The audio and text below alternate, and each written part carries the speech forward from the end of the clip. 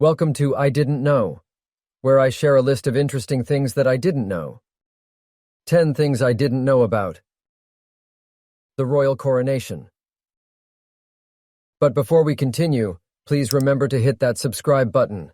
Also, if you like this video, please give it a thumbs up below. The Royal Coronation, a tradition steeped in history, symbolizing the ascension of a new monarch. But how much do we truly know about these grand spectacles? Today we're peeling back the royal curtain to explore the pomp and pageantry of the Royal Coronation. Here are the top 10 grand facts about this regal event, counting down from the least known to the most fascinating. Number 10. Heavy is the head. The St. Edward's crown, which is used in the crowning ceremony, is an impressive piece of work. Weighing nearly 5 pounds, it's forged from solid gold and adorned with 444 precious and semi-precious stones. This crown was made for the coronation of Charles II in 1661, and it's only been worn by Queen Elizabeth II once during her coronation due to its significant weight. Number 9. Consistent venue. Since the coronation of William the Conqueror in 1066, all English and British monarchs have been crowned in Westminster Abbey, located in London. This grand structure, which is over 1,000 years old, has borne witness to the coronations of 39 monarchs. The only exceptions to this tradition were Edward V and Edward VIII, who did not have coronations. Number 8. A momentous broadcast. Queen Elizabeth II's coronation in 1953 was the first to be televised, reaching an estimated global audience of 277 million people. This was a significant shift in public engagement, allowing millions of people to witness the centuries-old traditions and pageantry of a royal coronation. Many believe this moment marked a significant turning point in how the monarchy connected with the people, both in the UK and around the world. Number 7. The regalias' rich history. The crown jewels used in the coronation are full of symbols and contain some of the world's most famous diamonds. The collection includes the sovereign's scepter, which was redesigned in 1910 to incorporate the cullinan, also known as the Great Star of Africa. At 530.2 carats, it is the largest clear-cut diamond in the world.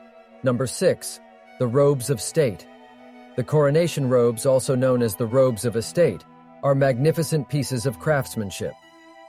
The Royal Collection Trust holds a set of coronation robes used by King George VI and Queen Elizabeth, the Queen Mother. The King's robe, made from crimson velvet, measures a striking 22 feet in length and is adorned with the national emblems of the UK in gold thread. Number 5. The ancient roots. The tradition of the royal coronation ceremony dates back over a millennium. It has evolved over time, but its origins can be traced to the crowning of King Edgar at Bath Abbey in 973 AD.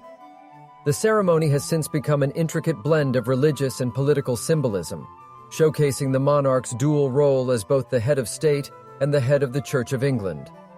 Number 4. The Stone of Destiny.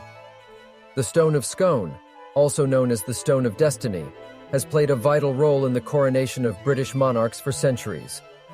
This 336-pound slab of sandstone was used as a coronation seat for Scottish kings before being captured by King Edward I in 1296.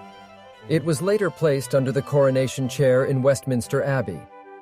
The stone was returned to Scotland in 1996 and is now housed at Edinburgh Castle, but it is still intended to be used in future coronations. Number 3. Feasting in style. The traditional coronation banquet was an extravagant event held in Westminster Hall, usually a few days after the coronation. The last monarch to hold such a banquet was King George in 1821.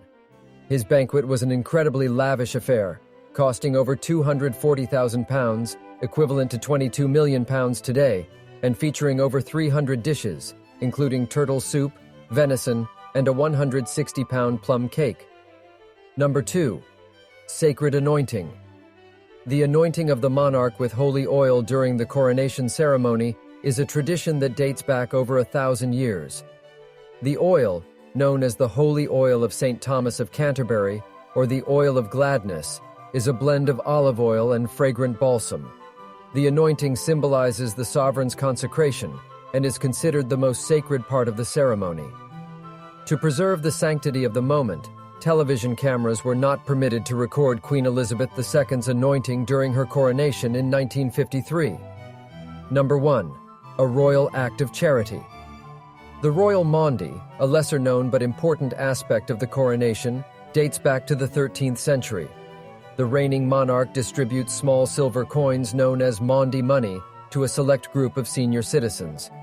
The number of recipients corresponds to the monarch's age. This tradition highlights the monarch's commitment to the welfare of their subjects and their role as a symbol of unity. Among those who received gifts from the Queen were 3 young children. They represented those who receive an educational grant from the Royal Armoury. The Maundy money they received was a gracious observance of the wide benevolence exercised by the sovereign through the Royal Armoury. So there you have it.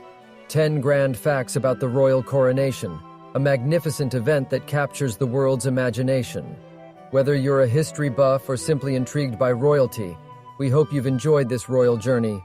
Thanks for watching.